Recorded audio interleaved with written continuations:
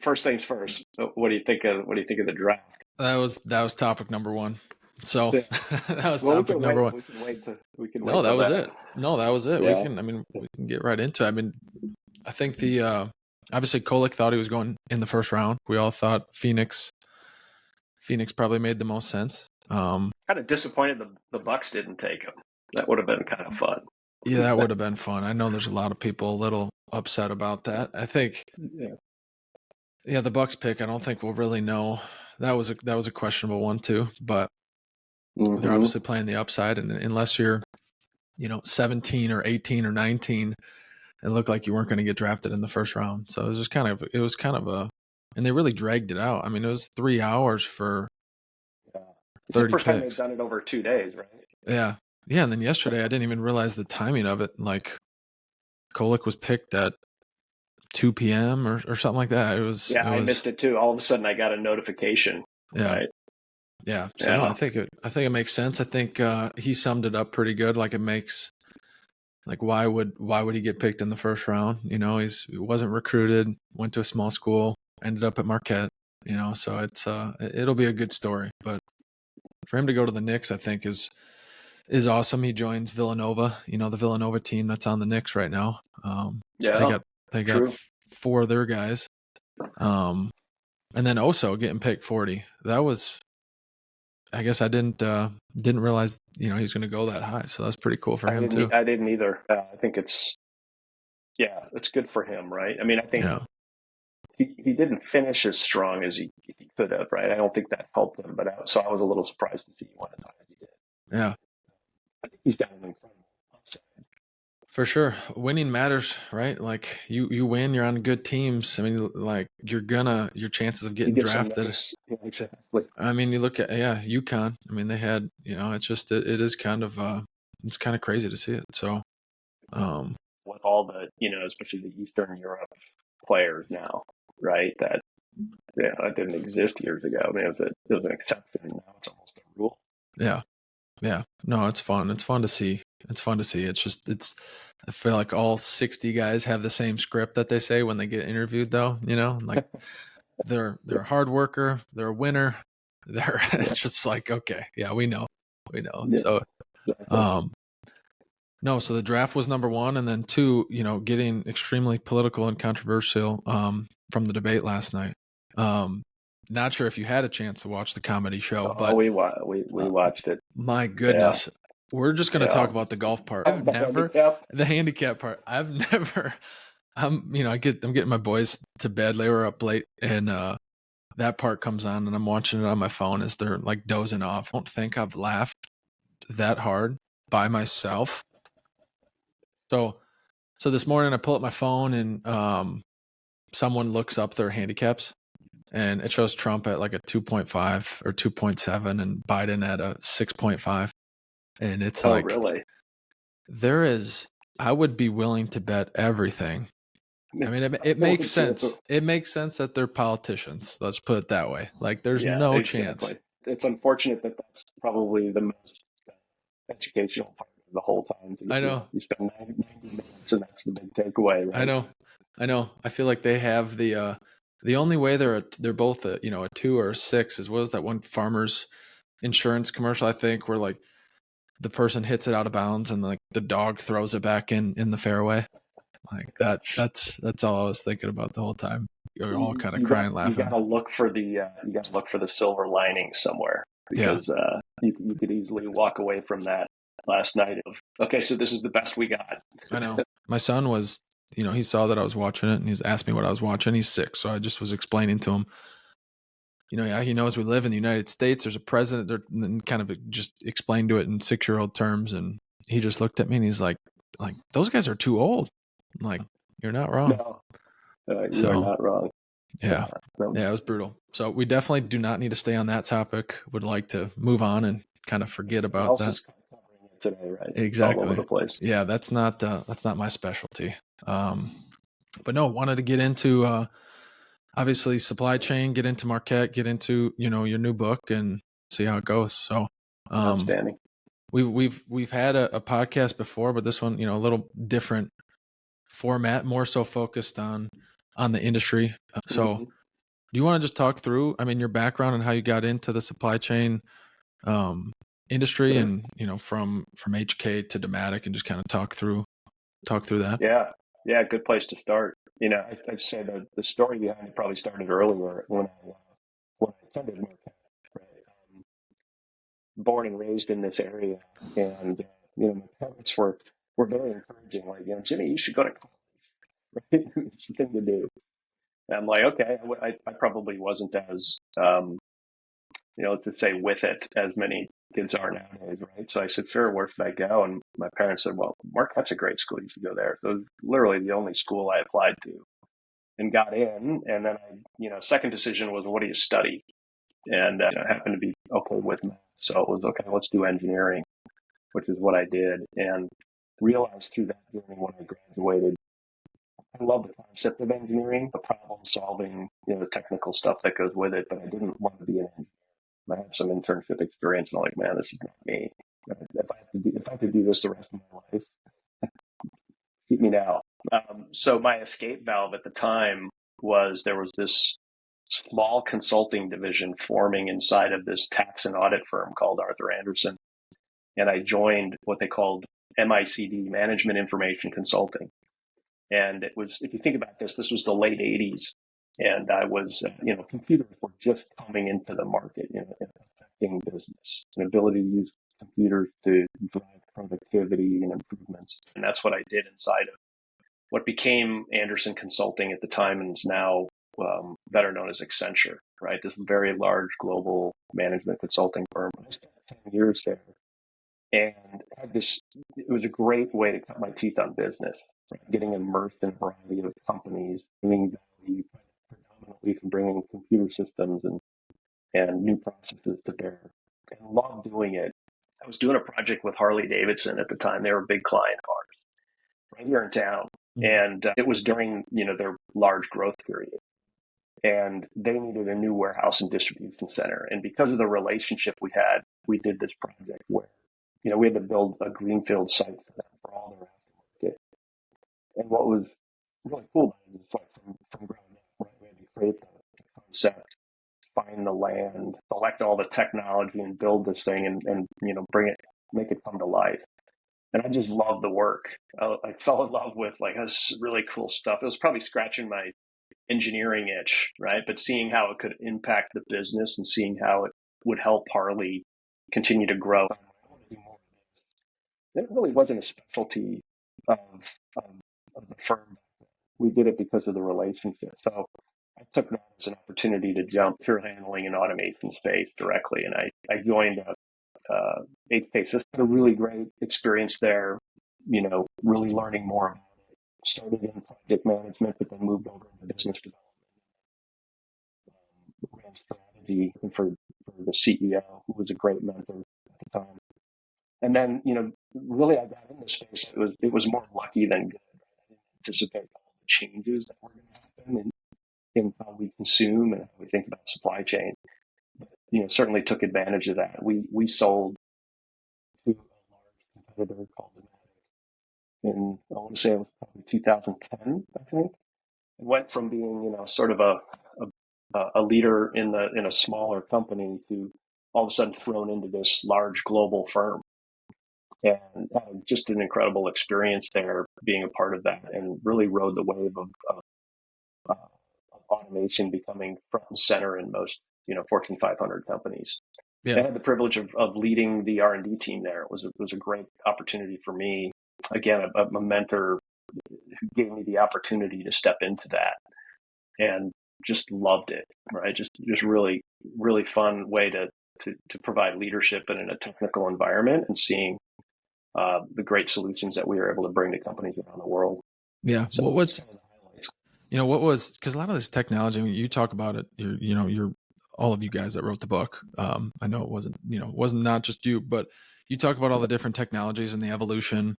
Well, at that time, what was the technology that was most intriguing, at the time? Because I think a lot of the stuff, I mean, whether we're talking just storage solutions in terms of automation, sure. I guess when you were getting into it, what was the most intriguing solution that you guys were offering? or that got you excited? Great question.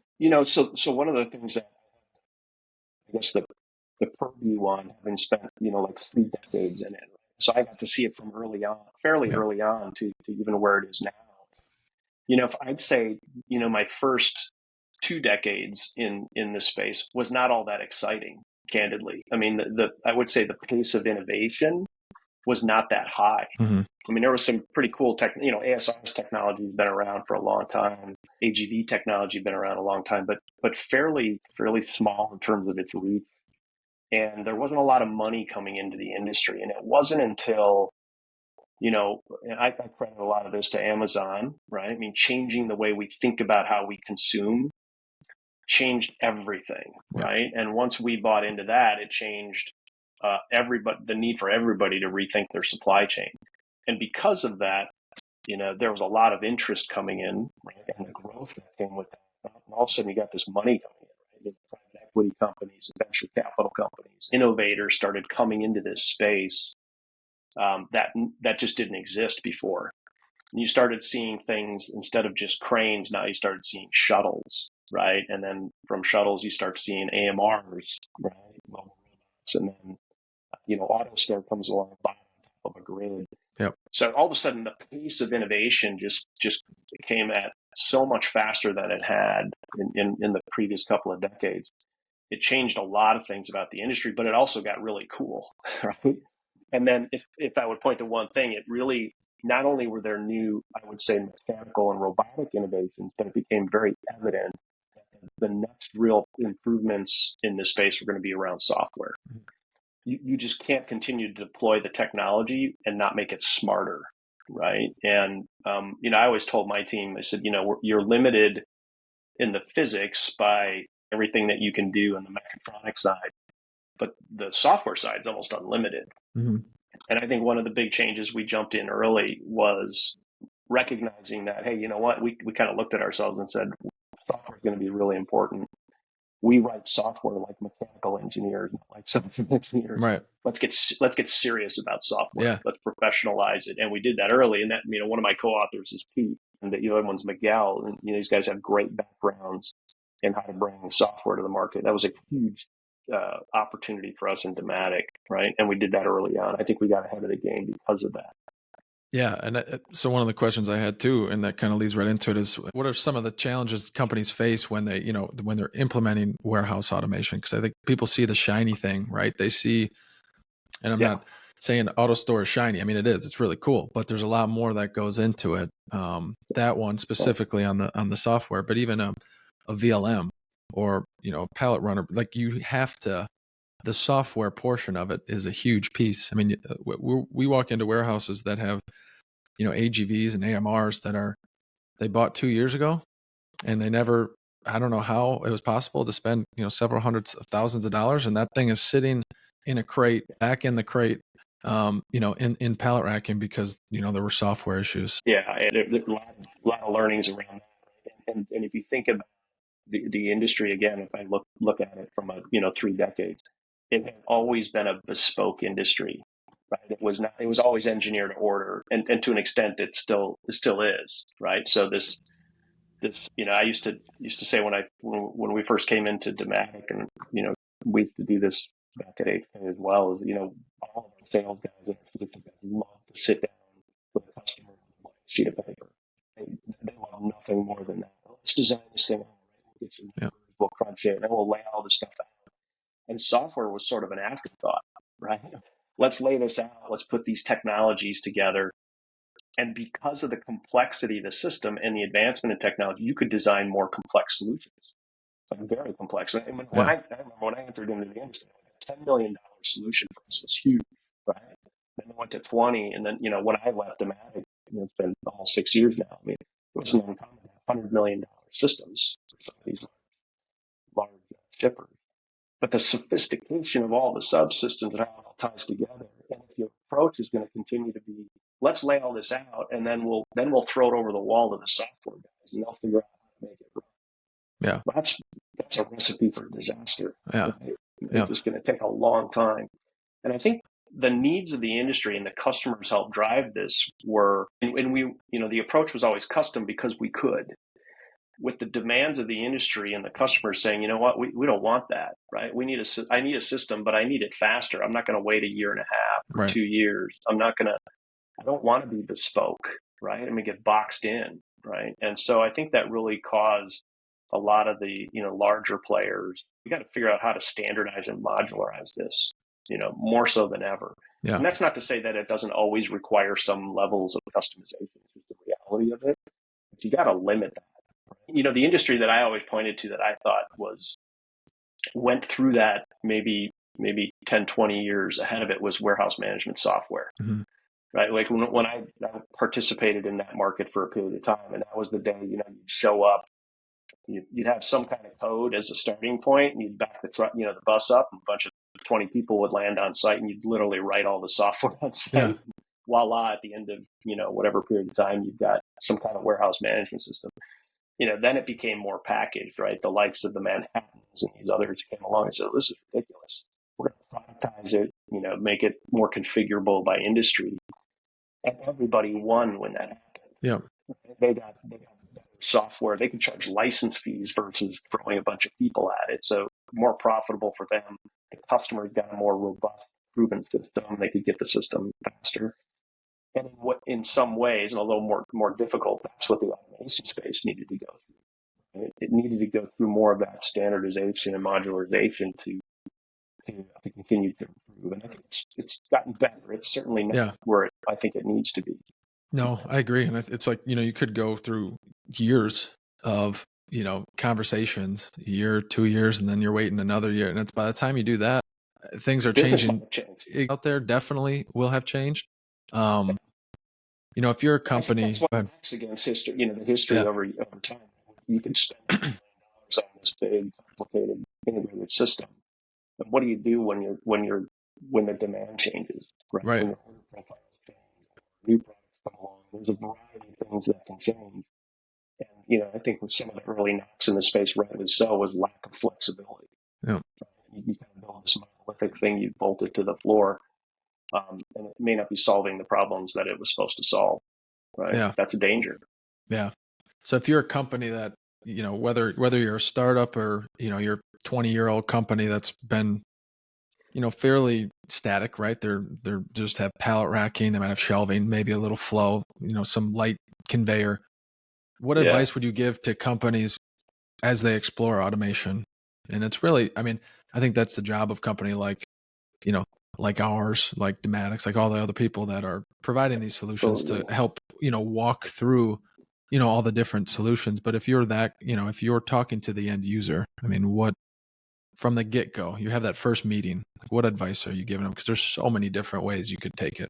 It's so true, Jake. And I think, to some extent there's, you got to find a trusted advisor. If you come from a place where you don't have experience with it, there's some that have automated time and time again. So they've built up that internal knowledge, right? Subject matter expertise. They're very good at it, but most companies out there may not ever automate, or they may automate one time. And so how do you educate yourself?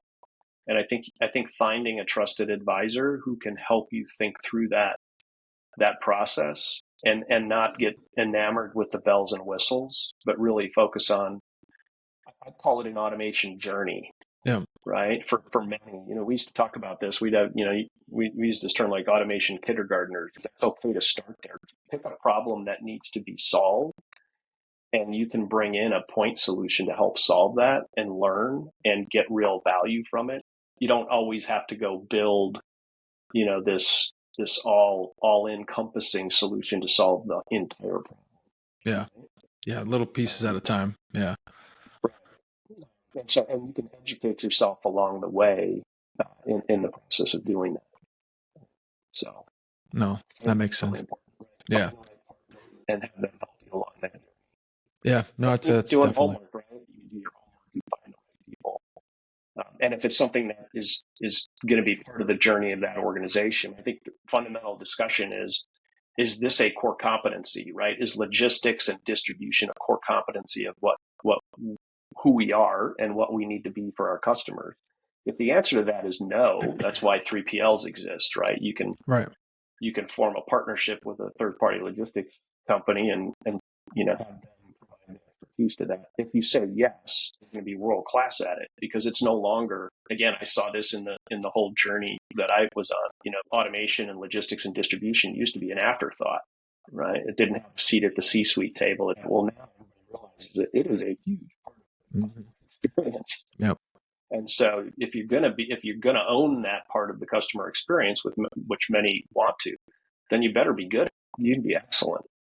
No, it's like you can go to, all the trade shows, so you can see, again, the shiny thing, but it's like if you don't have that trusted partner to paint the picture and create that roadmap of like, hey, like this area of your business, yes, you can automate, but how does that affect everything else, and be able to actually have a roadmap rather than, hey, buy this solution. And and with the way it's moved today, staying still sometimes isn't an option, right? I mean, I've said this all along. I mean, whether you're a small business or whether you're a massive Fortune 500 company, you're feeling the same pressure points of lack of labor, the cost of labor, cost of land. I mean, all the same drivers for why somebody would need to automate. It doesn't discriminate. Right. Yeah. It doesn't matter if you're a $50 million business or a $5 billion business, so you're going to have to figure out what it means to you as a company, because otherwise, that's why the subtitle of our book is automate or terminate. We thought it was a little aggressive, but we were trying to get a point across, is you got to open your eyes to what's out there.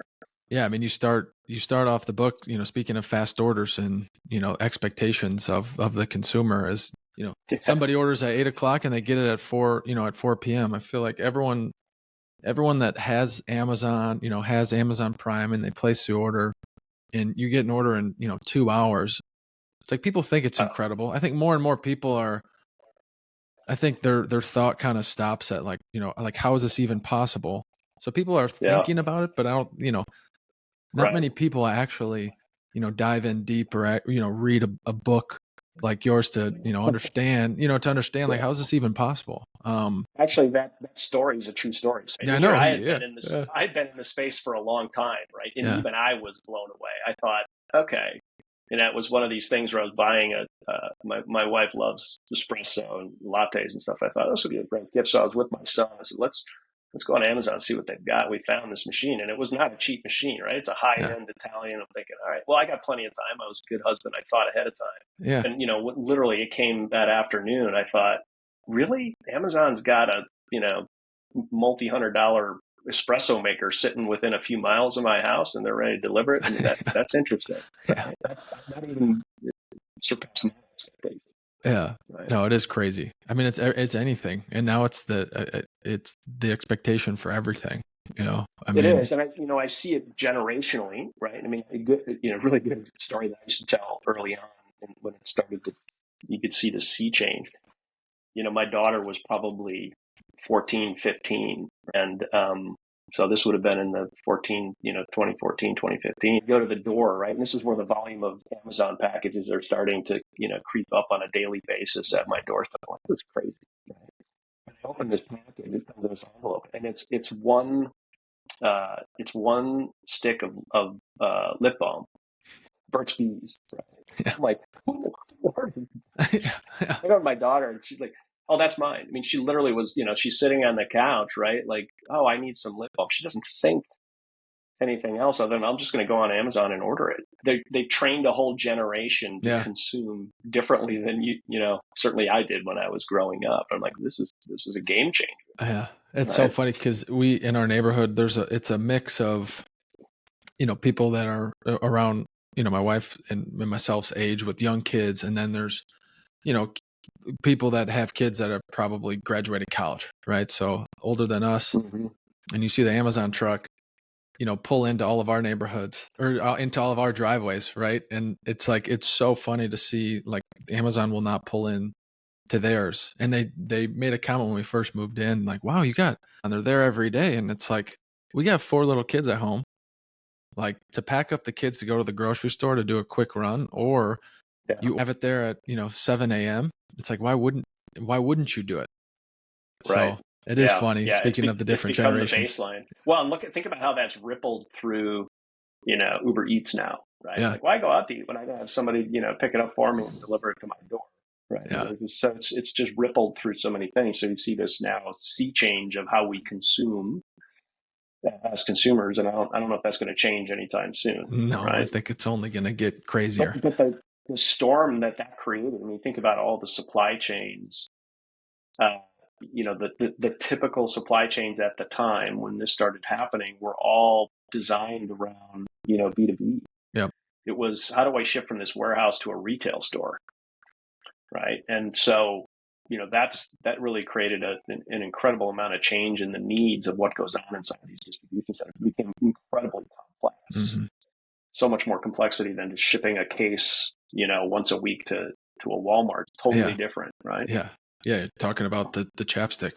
Like, that. And by the way, the other one didn't go away, right? So there's still the retail. Right. So it's not like you move from one to the other. It's like, well, wow, I got to do omnichannel now. I got to figure out how to do all the above. So from a personal success standpoint, I mean, like you said, you reported directly into the CEO of Dematic. I mean, there's not many people that can get to that level.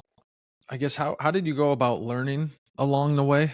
Yeah, well, I mean, going back to the early days when I was at Marquette, one of the things I learned early on was, I'm not the smartest guy in the room, but if I work harder, I can try to keep up. So I credit Marquette with teaching me how to learn. Right. And I know I needed to figure that out for myself, and then, apply that same thing into my career. So I did that. Maybe a little bit too much, right? I mean, I knew I could be successful if I could just work harder than everybody else, and that can be there can be a downward spiral to that, obviously.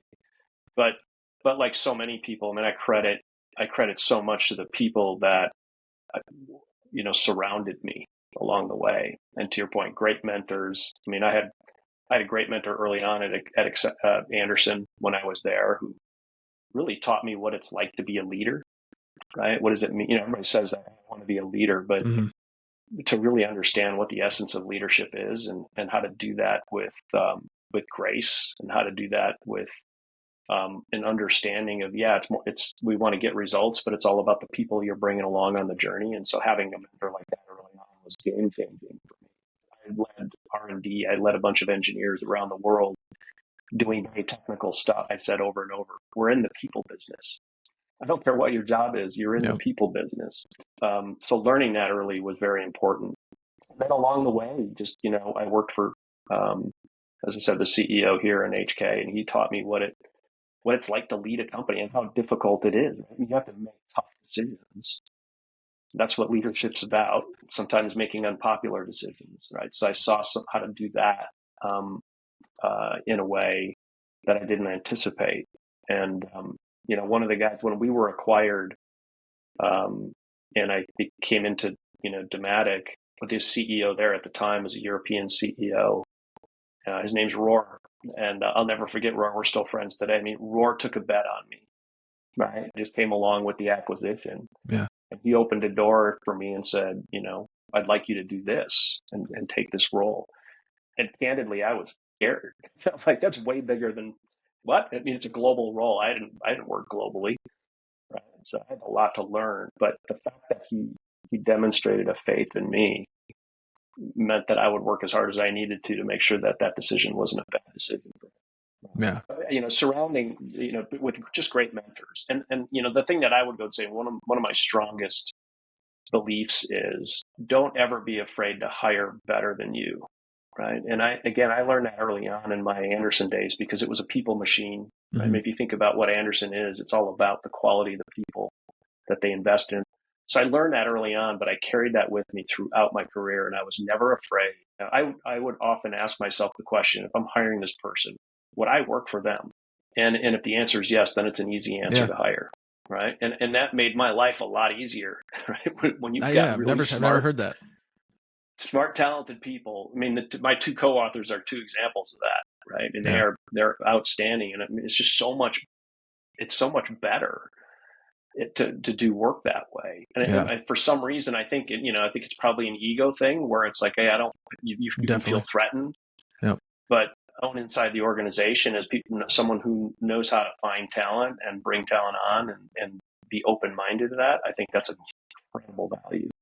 Yeah, no, for sure. And the comment on, not being the smartest person in the room. I mean, every time we get coffee, you definitely are. But I know what you mean. Because I love having our conversations, because it's one of those where it's like I learn every time I talk to you, but every time I get back in my truck, I'm like, damn, I got a long way to go. So I appreciate. Well, but it never ends, yeah. Jake. Yeah. I mean, it never ends. Yeah. I think to me, one of my things about leadership is I'm still learning. Mm-hmm. Right? I can learn from you, right? Yeah. I can learn from the next generation. I think as soon as we think, hey, I've arrived, I'm a leader, I've made it, man, you're in trouble. And to point out, those people are very easy to point out, and not many people want to work for. Yeah, exactly. When you see other people in their roles and being very good at if it's sales or engineering, I mean, let's go to sales, or you're in customer facing, right? I mean, what traits or skills, I mean, make the best solutions engineer to you that you've seen? And can it be it be learned? Absolutely. I think it can be learned. I mean, I've always looked at this industry in particular, especially when I look at the work we did at HK and Dematic. I had the most respect for the solutions engineers, because let's face it, you have to be the smartest person on that solution, right? Mm-hmm. The solution is gonna live or die by what you're designing, right? And oftentimes it's a team effort. Great amount of respect for sales, but the smartest salesperson I knew fought hard to get the best solutions on their team to go to market, because that was the most important thing. And I think, I saw many, many times when you're sitting at a customer meeting and the customer isn't looking at the sales guy for confirmation and for confidence, he's looking at the solutions guy, right? And if he has confidence in him or her, that makes the world a difference. Then they might buy, right? And again, no disrespect for the salesperson, because their skills and their talents are very important in terms of meeting the customer needs. But their job also is to put the best people in front of that customer. That's going to give them the confidence that they can deliver. And the most successful salespeople that I interacted with are the ones that knew how to do that. Yeah. Right? Yeah, they might not be able to answer the question if it's extremely technical, but they're, like you said, they're bringing the team in to support them and do right by the customer. Sometimes they would pull R&D in, which would be great. I'd love to have my team, our product managers would say they love to be out at a customer site, and similar reaction, right? Because these people know their products. They're very steeped in knowledge of it. And they're in it. And, to put them in front of a customer gives them great confidence in what we have. Always was willing to be a part of that. Yeah. Well, when I asked, can it be learned? That was my segue into the book. So, I mean, yes, I mean, you definitely, like, at least, product wise and understanding in the industry, like learning, through reading books is something that, I mean, I feel like I have to do. I haven't seen one like this before, where it actually simplifies it. And we thought too. Yeah. So I guess kind of talk through the thought, or what inspired you guys to, all co-author this book, The Warehouse Revolution. Yeah, sure. Well, it certainly didn't come from me. Pete had written a book before with this publisher on STEM leadership, right? How to lead in technical environments. Really good book. And he just had a really positive experience. So he reached out. We had stayed in touch. He reached out to Miguel and I and said, "He'd be interested in writing a book." And my immediate reaction was, no. I really have no desire to write a book. And I'm an engineer. The thought of writing a book gives me highs, right? So my initial answer was not really, but love you guys, love working with you and keeping in touch with you. And Pete sort of said, okay, he's a little bit of a salesman maybe himself, even though he's an engineer. He said, well, what if I write an outline and submit it to the publisher, right? We'll create a 2-page synopsis. We'll just take that step and see what they say. And so he did that, did a great outline, sent it to them, and they're like you said, there's nothing like this in the space. We see a real opportunity to speak to supply chain and warehousing automation, because there's nothing there. And so he got the green light from them, and he came back and said, well, they think it's a great opportunity. And so through some further discernment on this, that what we agreed to was I would help write the outlines, like just bullet point, this is what we should be saying in each of the chapters, and kind of do the high level flyby, if you will, of all the chapters and see how it folds together. And then they all alternated writing the chapters. And then we reviewed, all three of us reviewed it together when it was done. So I feel like I got the best part of the deal, because I could just, jump in and just brain dump out of my head. Here's the things that I think need to be said in these chapters. And they had to put all the, beautiful prose together on how to put it down. So it was great. It was a great partnership, and I really had a lot of fun doing it. Yeah. No, I look forward to it getting out there more too. And, obviously we're going to push it on our Warehouse Chat podcast on LinkedIn, because I do think it's a good read, because it's, even for guys who are new into the industry, it's good because you can see all the different solutions and all the different things, but you can see the evolution and be able to speak, even if it's at a high level, you can at least speak to, warehouse manager, maybe not warehouse managers, distribution center managers, automation. You talk to your customers, be able to reference things from this book. I'm glad to hear you say that, because that was one of the targets we were trying to read. Which is, obviously, you're not going to read this book and then jump in and design a system, right? But what we really felt, since I left an operating role in the industry back in 2018, but I've stayed involved in advising and so forth, because I wanted to stay connected to the industry. And there's just a tremendous amount of private equity companies, venture capital companies. I mean, they're all trying to figure all this stuff out, right? So, they're all calling guys like us in the industry going, help me understand all this stuff, right? Well, now instead of spending an hour on the phone with them, it's like, here, buy this book. Like, you can educate yourself. The other audience was, people coming into this industry. How can we help accelerate their knowledge about how does this thing work? We took an approach of kind of, soup to nuts, right? From the inbound side to the outbound side, and all the things that come with it, and thought that would be helpful to somebody coming in who wanted to accelerate their knowledge in the space. And then the last one is really from an educational standpoint. We thought, how do we get some of this into perhaps some of the university settings where they need to, instead of just general education programs, there's a lot of great supply chain schools. Oh, by the way, which Marquette is in the top 10 now. Yep. Yeah, that was the number 7 in the grad school. So, I mean, let's try to figure out how we can help them educate students so they can come out of university and hit the ground running if they want to be in something like this. So those are really the audiences we were targeting. Yeah, no, it's a real. I mean, in learning from someone like you who's done it, it's not not a knock against some of the other colleges within schools, right? But it's like you guys have done it. And those are the best people to learn from. Yeah, we paid this over and over again in our years of experience, so we can share some of those. Yeah. When you sent me the book, it was perfect timing, because we're almost done wrapping up our training platform here, where we go into each solution in depth, and we have basics. So we literally everything from start to finish of like why a customer would need this, but it's very, very specific. Look forward to sharing the feedback on that, because I think it was perfect. So awesome. I appreciate it. Great. Thank you. And whatever books you bought there was probably, tripled the volume that have come out. So yeah. Yeah. Right. No. Staying on Marquette. So you're obviously very, very involved in Marquette. But my question is, I mean, you have a lot going on. You have, I mean, we're not going to touch on every single thing that you're working on, but I mean, why give back your time to Marquette?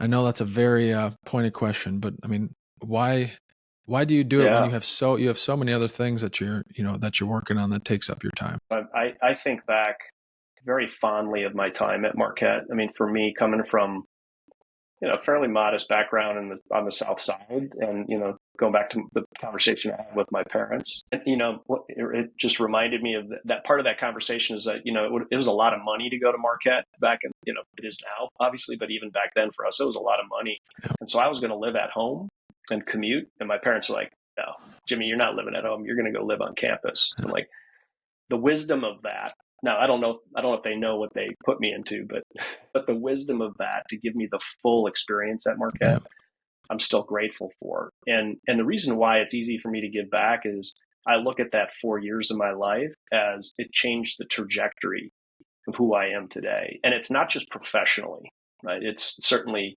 the education I got and what it's allowed, the doors it opened for me to do what I've done in this space in particular, but the people I've met. I mean, some of my best friends today I met when I was in college. And, to me, that's maybe even more important.